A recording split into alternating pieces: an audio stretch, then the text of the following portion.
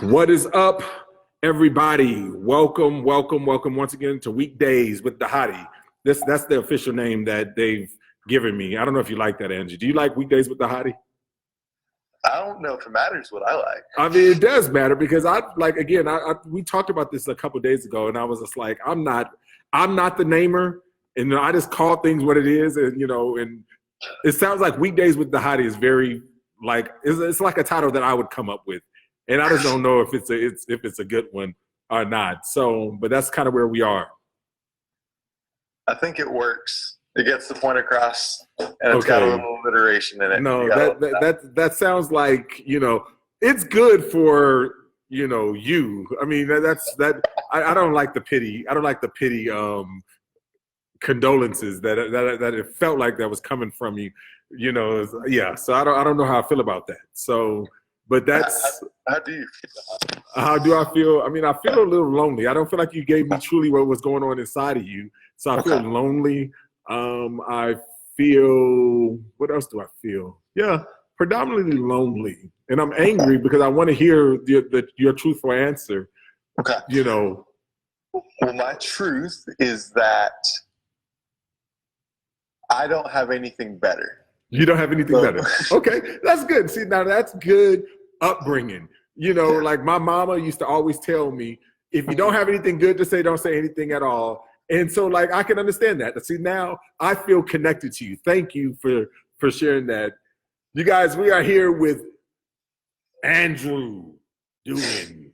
He oversees our missions area, him and Justin Brew. And I'm really excited, on a couple of ways, because today, again, we're going to be talking about going from quiet time to proclamation. But also today, we're going to be talking about missions and just his role. And we get a chance to just kind of put that on display for all of us to see. Because, if you understand, our mission statement is to unleash healthy people to do ministry where life exists, to be on mission, whether that is local or abroad. God has called us to do that. But Andrew, before we jump in, I'd love to say what's up to everybody. So we got Rose, Elizabeth on here. What's up? My cousin Vicky is on here. Hope you are doing. Vicky's becoming a regular. How you doing? Good morning to you, cuz. Holly Johnson, what is up? Hope you are doing well. Loretta is on here. Loretta is definitely a regular. Holly, Angie, my beautiful wife, is on here. Hope you are doing well. Elder Rob is on here. Oh man, Shiraz is on here. Hi brother, how are you doing? Kamira is also here. Good evening. Pakistan has been representing of late. Lavera is on here. Hope you are doing well, Lavera. Hope you guys are all doing well. So, we got people. We got my brother here, Andrew Dugan, on here. First of all, Andrew, have you ever answered the ice cream question? The ice cream, you mean Corwin's ice cream question? Yeah, the Corwin's ice cream question. Like what? I have answered the ice cream question. Okay, and what is your take on ice cream? Like, what's your favorite ice cream? Is Corwin on here? I hope he is. No, he's not. It sounds like you like mint chocolate chip. Oh, that's it. Okay.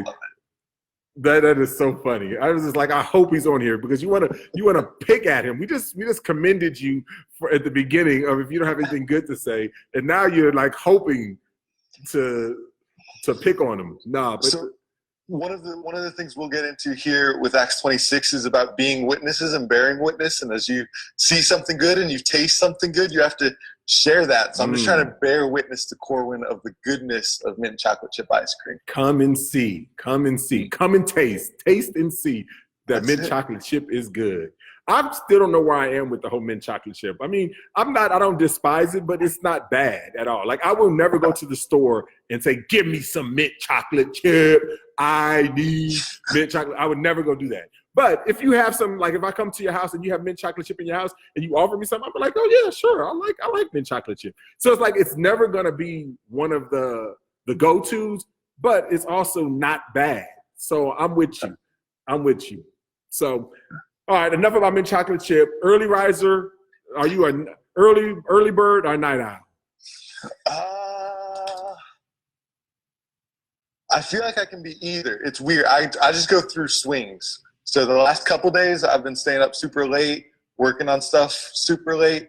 But then there are other times I'm waking up 5 or 6 in the morning. So I wake up every morning at 5 or 6, but I'm not, I guess, active until maybe 9 or 10. So probably late night hours when I hit my stride, but I still wake up early and just don't do anything for the first 2 or 3 hours. Because I was kind of wondering, it looks like you're in witness protection right now. Like you got the shadow all on your face. Hey, you guys, he is not in witness protection. That's just kind of how he's rolling right now. You got to put the light behind the computer. So he is not in witness protection. This is Andrew, you guys. Okay, welcome again, Andrew. How are you guys doing? Andrew Dugan here. This is what he looks like. Before he was in witness protection, but now you can see him. All right, you guys, today we're going to be talking about, being witnesses. That's actually the text that Andrew will be preaching today. And again, we'll put his sermon in the link. Again, every Wednesday we take about 15 minutes. Different people communicate God's word, going all the way from quiet time to proclaiming God's word. We have it on our YouTube channel where you can go to. That channel will be on the link. And so we'll do that, but we're going to maximize this time to talking to Andrew about being witnesses. So let's start there, Andrew. The idea of being a witness, and you were covering Acts chapter 22 to 27, correct? Yeah. Right. So Acts 22 to 27, you talk about being witnesses. So let's start there, and then we'll get to kind of how does that impact your role as overseeing missions for Blueprint. Okay. Yeah. So the specific text, when you get to 22 to 27, and it's like, oh, this is 6 chapters and that's a lot. But you get, as Corwin kind of walked us through last week, this is Paul's last testimony that gets him arrested. And now you see all through 27 is when he's going on all these different trials before these different people. And each time he gets to someone new and they're like, all right, defend yourself and make your case. And he's like, yeah, okay, I'm here. And you're like, all right, you're here to stand trial and to talk about yourself and to get yourself freed from jail. But it's really interesting is that he never uses that time just for himself. He's like, I'm going to use this time to, yes, talk about me, but to bear witness to Jesus. Mm-hmm. It's like there's something bigger that he sees. Okay, yeah, my space may have this like temporal cause of I'm supposed to be here to, preach my case as I'm on trial. Just like for us, it may be, hey, I'm at work or I'm at home, and that may be the temporary purpose is I'm supposed to be a good father or I'm supposed to be a good coworker. And those are those temporary purposes, but there's this always greater purpose that for Paul you see comes through that he's supposed to be a witness. And he uses all of these spaces in the sermon we'll watch in a little bit with Acts 20, or we go deep into Acts 26. And so when he's before Agrippa specifically, and just this is what I've seen with Jesus. This is how Jesus has changed my life, and this is the direction I was going. But now in Jesus, he's given me this new direction, and that I'm supposed to bear witness. Okay. My goal is that Agrippa and everyone else that hears would ultimately come to believe in this Jesus. What I love about what you're talking about is this, like as Paul, and as you see in the text, Paul is going into multiple different environments, but in these environments, he is always using whatever platform, whatever environment that he has to proclaim Jesus. And I think that is something that's so critical, because a lot of times many of us as believers, we're waiting to get on the stage, or we're waiting for some type of platform. We're waiting for some big and grandiose thing. But what Paul did is that he used whatever platform that he was on to proclaim the name of Jesus, to be his witnesses. He was literally fulfilling the call that Jesus gave to the early apostles in Acts chapter 1:8, where he says, when the Holy Spirit comes upon you, when the power of the Spirit comes on you, you will be my witnesses. Andrew, one of the things that I would love to hear from you, specifically as we're talking about kind of going the study portion of it and going to, proclaiming. This was a little different than what we've done in the past. In the past, we did one chapter at a time, even paragraphs at a time. You were covering literally 6 chapters, Acts 22 all the way to 27.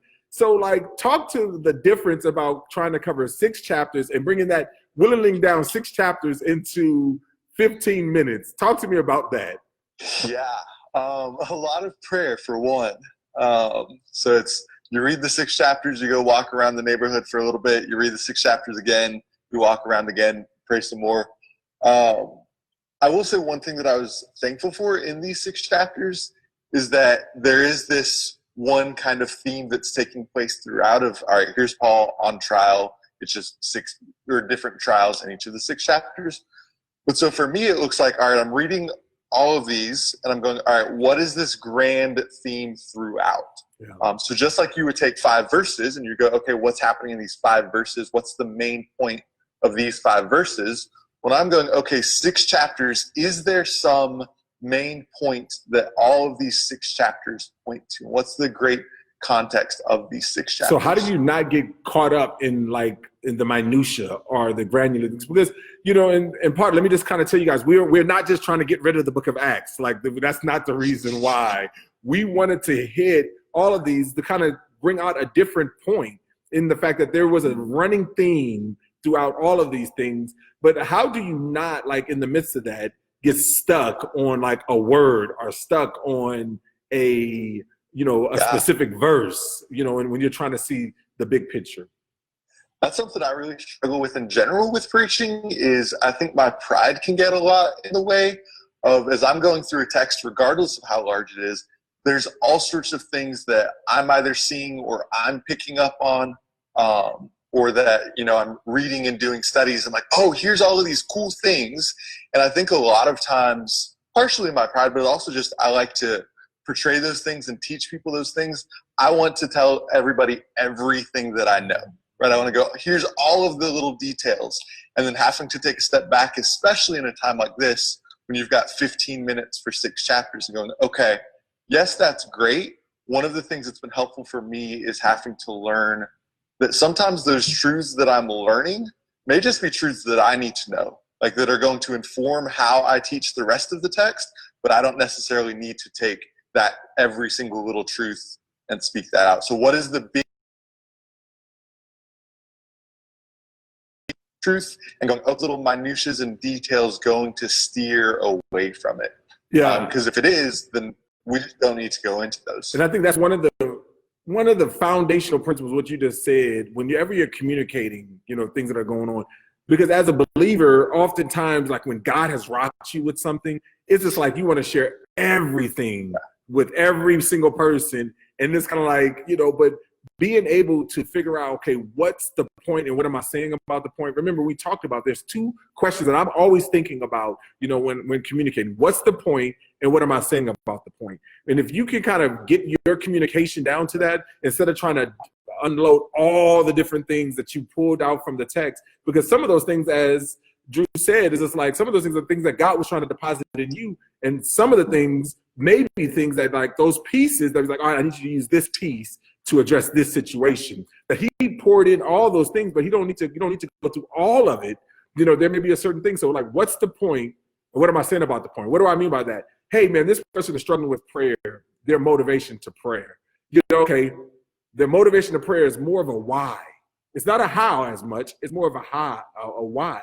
So why can we be motivated you to pray? And so when I talk about what's the point, how can I motivate you? Or why should we pray? Or why can we pray? Or why do we need to pray? Being able to say that. And so this idea, when you think about being a witness, Andrew, is this a text that's talking more about the how we should witness, why we should witness, when we witness? What would you say is kind of these 6 chapters? What did you whittle it down to? For me, it was definitely a why question. Okay.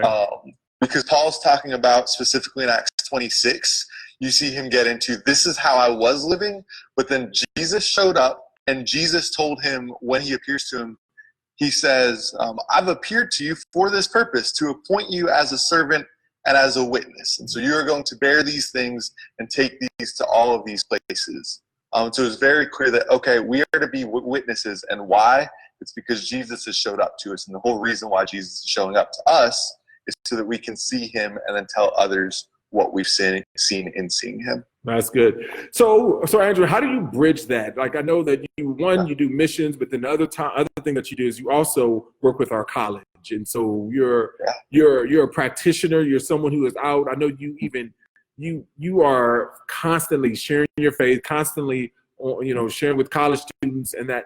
How do you bridge that gap between being his witness and seeing the life of Paul, and how does that apply to the life of Andrew or to the life of those that you're connecting with as a witness? Yeah.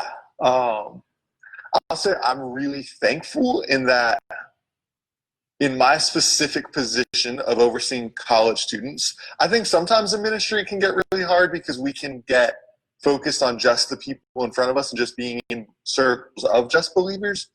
But for us, where we're like, all right, it's a small, we don't have, a large gathering of college students right now. And really what we're trying to do is equip our students to be witnesses. And if I'm going to tell you, hey, you've been saved, that you are now, you can be a witness, you get to be a witness, then I want to myself be demonstrating that for our students as I'm discipling. So we see Paul all throughout Acts, this pattern of making disciples who would make disciples. So for me, when I'm discipling a student, it's not just about, hey, how are you doing and what's going on in your life, and like what is the Lord trying to teach you, and how are we walking through this together? Like, that's definitely there. But it's also, what does obedience look like in your life, and how are you bearing witness, and how can we do this together? So for college students that you alluded to, we go on campus a couple times a week. Justin and I do, and we just go and meet random students. We share the gospel with them. And every time we do that, we try to invite our students to come alongside with us in how we do that. Yeah. So, okay, as we go, now you come with us. So with that, one of the things that, that you talk about, like when you're in school, when the colleges are in, you kind of have a rhythm. You're able to do that, grab a college student, getting a chance to go. What does that look like now? What does that look like now for in the summer times? Because I remember, and I even shared it this past Sunday, it's like when I used to do college ministry and I led college ministry, that I would be real disciplined. But whenever the summer came, it seemed like my spiritual disciplines of even sharing my faith and doing those things would just kind of go by the wayside. But there's so many opportunities right now to witness. I mean, I don't know if you've heard about all the different things that are going on that divide us. I mean, just recently, the man in Minneapolis, Minnesota, that just, was another murder, another killing of a man in the police scenario, brutality. So you have that. Then you also have the Ahmaud Arbery thing that is still going. Then I don't know if you saw the woman talking about, hey, I'm going to call the police and I'm going to tell them a black man. Like, I don't know. I think her name was Cooper. I mean, it was this kind of like over and over again, you're seeing these things. Like we spent the last 2 weeks talking about like the things that divide. And I was just like, maybe we can change a little bit. And, we're focusing on this week on essential work, right? And being a witness is essential work. And yesterday we talked about the identity, and tomorrow we'll talk about some practical ways. But when you mix these things together about having essential work, but then on the other side, talk about the things that divide, it's just like, how can we be witnesses in this type of context, and how do we engage in these arenas? Yeah, so for me, I think anytime we're preaching the word, anytime we're just having a conversation with a non-believer, anytime we're discipling another student, or another person, one, yes, we want to be faithful to the text, but two, I think what is always crucial in whatever the context is always to know the context of who you're speaking to. So I think to your point, knowing, okay, who am I interacting with, and what are the things that could divide here, specifically, and whether that's something over faith, or maybe that's just something, you're talking about a specific thing going on in the country, that here's this travesty, this tragedy going on, and I may know someone very specifically who's dealing with that in a very specific way of this is how they are struggling. And trying to go, okay, here's where our struggles are. Now, how do we see Jesus as the answer to that struggle? How do we see the gospel as the solution to the division, to the problem there? So, for example, people ask me all the time, because a lot of the students that we've had closer interactions with recently have been of Muslim backgrounds, and a lot of my experience in college of sharing my faith with people of different backgrounds is specifically with Muslims. And I get questioned all the time, like, oh, how do you do that? How do you dialogue with Muslims? How do you share the gospel with Muslims? And that's always the question. Like, well, the first thing you have to realize is that just like Christians, just like every other human being, is that every Muslim is different, right? And maybe I'm not actually talking to a Muslim and their biggest hurdle to the gospel is their Islam. Maybe the biggest hurdle to the gospel for that Muslim is their wealth, because all of their money is getting in their way of trusting Jesus. Maybe it's their family crisis, right? Just bunching people into, oh, this is what your religion is, so let me attack. That, I don't think that's the necessary right way. It's going, okay, what for you makes up you as a human being? And how can the gospel, how does Jesus speak to your needs as a human being? That's good. I love what you're saying, because basically what you're talking about is the idea of contextualizing the gospel, right? And when we're contextualizing the gospel, we got to contextualize sometimes in a macro sense, but a lot of times when we're trying to witness to someone, we are trying to do that in a micro sense, and specifically in the things that divide, right? When, being able to understand them. And so you brought up like the Muslim context, and a lot of times what we want to do is put people in groups, like in categories and stereotypes, and generalize, and then begin to think about like, oh, this is what all Muslims say, or this is what all Black people say, or this is what all whatever it is. And we're missing the point, being able to take it to a human level. And by the way, that's the reason why we spend so much time at Blueprint talking about feelings and needs. Being able to do that is so that we can able to connect with people on a human level, so that we can say, now, those things may or may not be true, right? With some of the things, but it's being able to hear someone's story before we just assume. A great principle that you can always that it's good for you to remember in the midst of contextualization, or in the midst of being a witness, is seek to understand before trying to be understood. And I think that that's a critical thing, because it's in that you get a chance to be able to hear, where are they? Where are they? And once you hear where they are, then you can be able to proclaim. And that's what I love in Acts chapter 22 to 27, is that you hear Paul talking to people in different ways based upon where they were. And then we can show how the gospel is relevant. Now, there's some core foundational principles that need to be in every gospel presentation. However, how we apply those things is essential. Yeah, there's a good book called Questioning Evangelism. I don't know if you want to throw that in the little comments or whatever. And his premise is, hey, instead of just having all of these tools or these strategies where you're always trying to do this, and speak, it's, hey, learn to ask good questions. Ask somebody, hey, who are you? What are you passionate about? What do you care about? What do you struggle with? And as you ask people about themselves, and as you learn who people are, then you can speak Jesus into their lives. That you're like, okay, I care about you. I'm not just making your project. I'm not just trying to get you converted, but I actually just care about you, and I want to know who you are. And as I'm caring for you, naturally the thing that I'm going to share as the solution to your problems is going to be Jesus. I love what you said, asking good questions. Genuine questions are critical. Like when I have genuine curiosity, those have always been the best road, because there's a couple of reasons. One, people love to talk about themselves. They love to be known. No, and again, it's not in a negative way. I'm not trying to shame anyone, but just in a real way, people want to be known. People want to be known. And whenever you ask genuine, curious questions, people will share. There's rarely people who don't want. Now, they may look at you like, are you serious? Do you want the real answer, or do you want the kind of fake answer? Like, they will potentially give you that. But when you are genuinely leaning into someone and you genuinely want to know, it opens up so many doors. Now, again, you can't fake genuineness, right? People can see through genuineness, and honestly, they're going to be looking for it. So their default is that you're not genuinely asking. So again, this is not a strategy. This is like praying that God would give you some true sincerity and leaning in and asking genuinely, like, well, tell me about that. Tell me what's going on.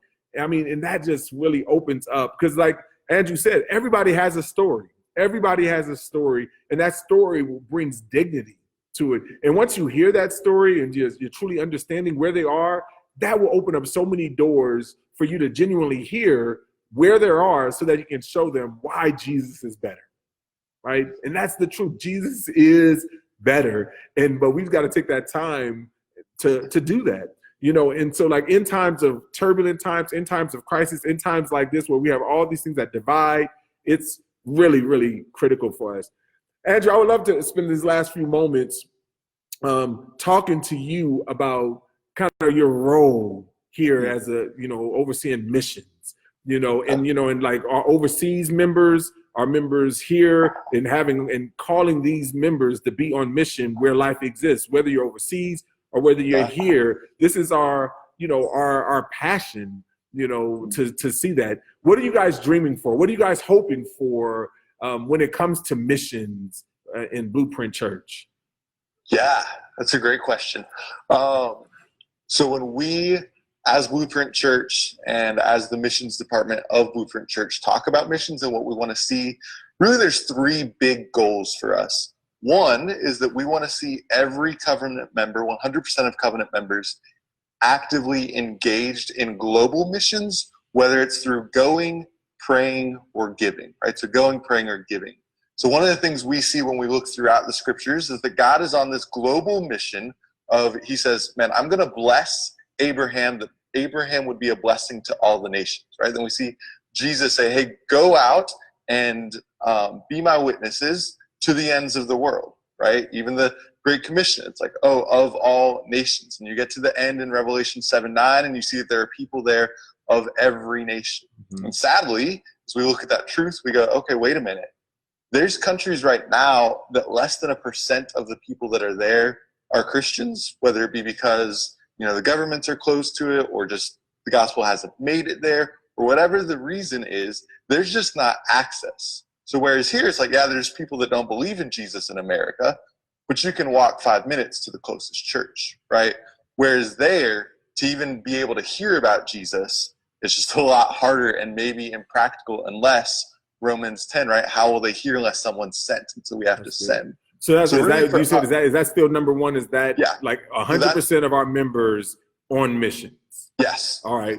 Specifically globally, whether it's through going as we send out, or whether it's through giving or praying. So it's like, man, maybe I can't go this year, go overseas to Pakistan or to Puerto Rico where we went a couple months ago. Maybe I can't do that, but I can give. I can pray for the nations. All right, what's number two? Give us number two. Prayer. Number two is for all of our members to be actively engaged in missions locally, right? So we want to see, and we're devising a plan right now for how do we see all of our city groups actively engaging in mission where they are, right? We say that we exist to unleash healthy people to do ministry where life exists. So it's like, okay, how are our city groups doing this? Especially some city groups are harder than others, right? If I'm out in the suburbs and maybe nobody in the group lives within 20 minutes of one another, it's like, all right, what does mission look like for us? So we really want to equip our city groups and knowing how can I do ministry where my life exists in my context. Okay, so I love it. So far, basically, you got the two things that you've said so far is one, 100% of our members being involved in missions globally, and then also that they will be involved. Second is that all of our members will be involved in missions locally. Love it. All right. Some people call that glocal. That's a new word for some of y'all. Glocal missions, right? And so what we're talking about, glocal, is both globally and locally.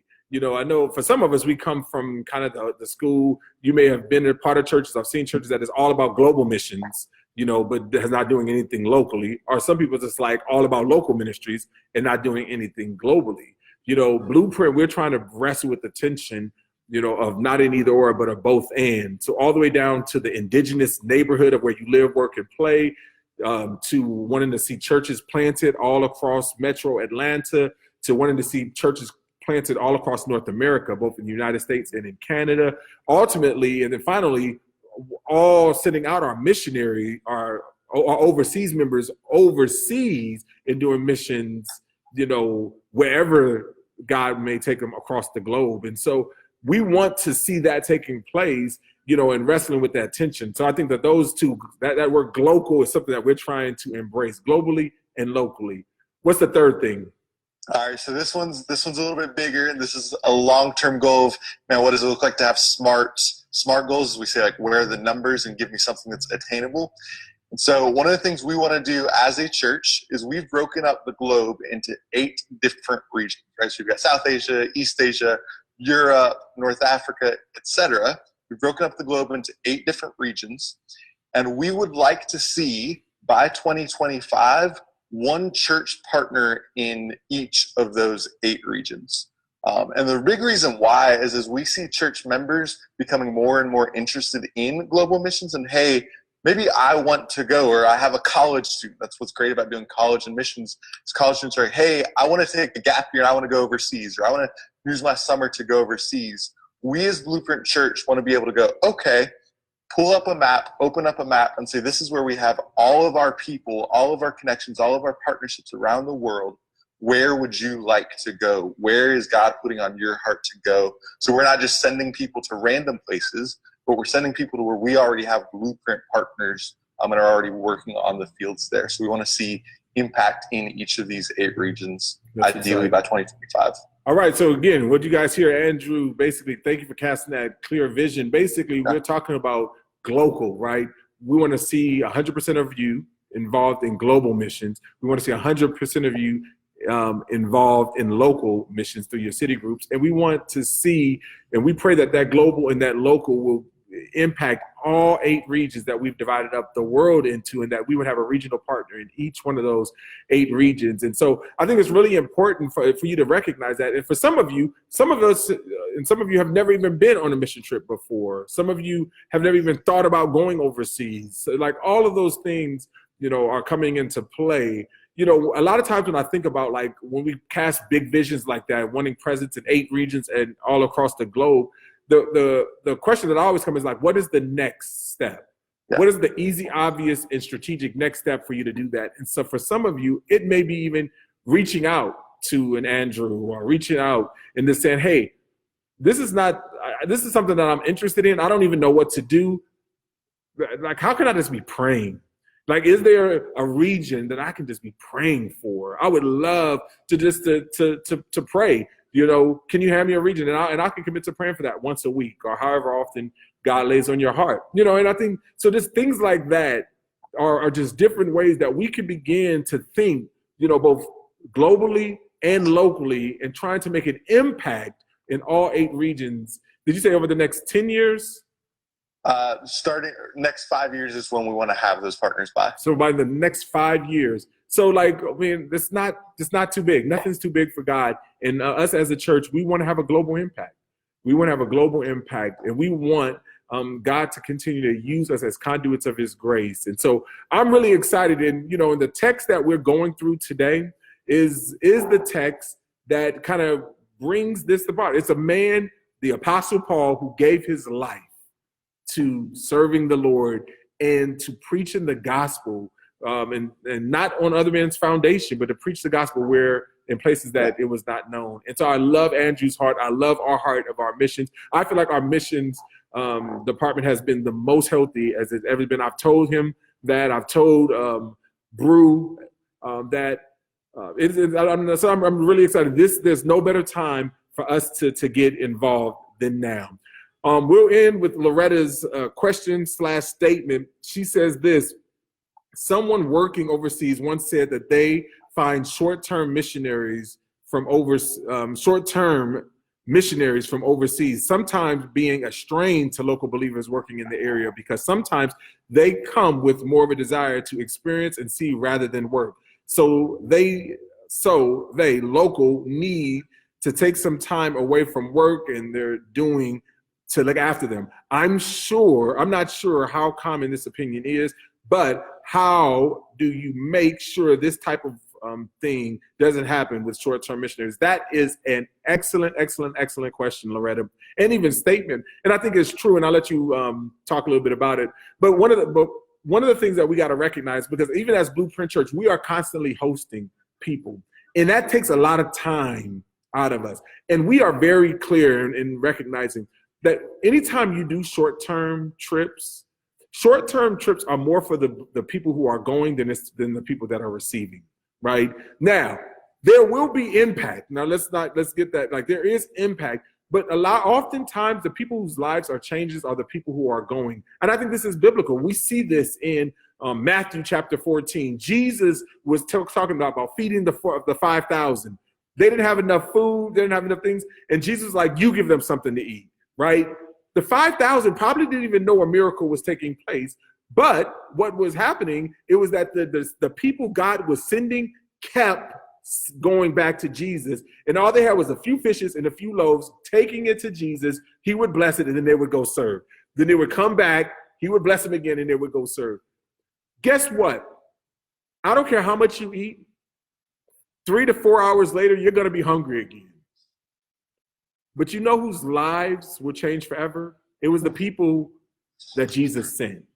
That's the reason why, primarily as Blueprint Church, one of the reasons why we want every one of our covenant members to be on mission, locally and globally, is that we want you to understand that this missions is a life mentality. Being on mission is about life. The other thing that we want to understand is that God uses missions as a tool for your sanctification. So, and the third thing, and before I give it to Andrew, is this. This is the reason why we're looking for partners. We are looking for people to partner with because we don't want to just go in and just simply be a burden on people. We want to have something that is mutually edifying, that we recognize that it's going to be edifying for us, but we want it to be something that's going to be also encouraging those that are in the field. So that's my three answers to that, Loretta. I think that's a great question. Drew, how would you answer that? Yeah, I think that was great, Dhati. I think one, just seeing the need and the importance for us to be engaged with, again, what Jesus has saved us to be. Something we talk about in Acts 26 is that God has redeemed us that we would be witnesses. This is our whole purpose in coming to Jesus, is that we would be global ambassadors now, right? And so it's like, all right, if we're not doing that, then we're going against the purpose that Jesus has saved us for. So it's like, all right, this is something he saved us for. And then when we look at that global aspect, to your point, man, if you go overseas, you go in a different context, the first thing you're going to start realizing is, wait a minute, Jesus looks a whole lot different than I thought. Yeah. Right? Like I thought Jesus was just this thing. I had Jesus, I had church, I had the gospel in this little box. And now as I start encountering him in different cultures, I'm like, whoa, this is what church looks like over here. And you just get this heart for what brothers and sisters are doing in other places. I think the debate of short-term mission trips is a great one. And it's one that often comes up because of some of the problems of short-term mission trips, right? You can have a group that just goes into a place of, oh, we're going to be what you need. We're going to take all the pictures with all the kids. We're going to do this physical thing, build a well, whatever, and then pull out, and that's it. And there's just a lot of problems with that we won't get into. But so for us, why we do this, to Dhati's point, is we're only going to places where we have partners there, and we're not just going to different places every time we go. We're not just trying to go wide, we're trying to go deep, right? So I want to go, okay, here's a partner church in Puerto Rico. Here's a partner church in South Asia. And my first question isn't, ooh, what do we get to do? How do we get to do all these things? It's, hey, what do you need? What are your needs, right? So our trip to Miami a couple months ago looked drastically different than our trip was going to be when we were planning on going to Detroit. And that trip looks drastically different than the trip to Puerto Rico that we sent a week before that, because each church says we need different things. And the only reason why we're going there is to help equip and partner with the saints that are already engaged in the mission field there. Like, we're not going to do anything in a week. Like you said, like, this is about how God's changing us. All we're going to do there is come alongside and encourage and equip the saints that are already engaged in the community there, and help them in what they are doing, because we can't do anything. We're not expecting to fix or change anything. We're just going, hey, how are you making Jesus known? How is your church being a witness in Miami, South Asia, Puerto Rico, etc.? And how can we come alongside you and just be your partner together? That's a good word. And again, I hope you guys have heard this. In the same way we are approaching believers, unbelievers alike, we are saying, seek to understand before trying to be understood. And what Andrew was saying is that we are always going, whenever we're engaging with our partners that will be in those regions, it's like, hey, how can we serve you? How can we help you? And if we cannot serve you and help you, then it's no need for us to come to do that. And so we want this to be a win-win, scenario. But I love kind of your theological undergirding of all of this, Andrew. I really appreciate it. Again, we're going to put in the link, hopefully, your sermon, 15 minutes. You guys can click on that link, or you can just go to our YouTube page, and it's Redeemed to Bear Witness. Redeemed to Bear Witness. And so in this 15-minute sermon, just kind of foundationally what that looks like in being able to be a witness for Jesus. So I really do appreciate it. I appreciate you, Drew, and appreciate you guys for joining us again. Remember, tomorrow, we'll be thinking about ways to practically of how we are being witnesses, how we are called to the essential work. We're going to be talking about that tomorrow, some practical ways. It's going to be a very interactive time for us to just talk about it and just list out. So, hopefully we'll create a list of just different ways to be able to connect. And then on Friday, we'll have Feelings Fridays with Chip again, and on Feelings Friday. And remember, sign up for Imprint. Next week, Tuesday, we have parenting through the stages. Wednesdays, feelings and needs. Thursday, we have fighting for faith. And then Friday, we have an honest conversation about race. And so we're really looking forward to kind of kicking off the summer. Make sure you stay engaged, stay tuned. We are doing some essential work, and it's important for us to be his witnesses. Andrew, appreciate you, man. Yeah, Dhati, thanks for having me on. It was good. All right, man. God bless you guys.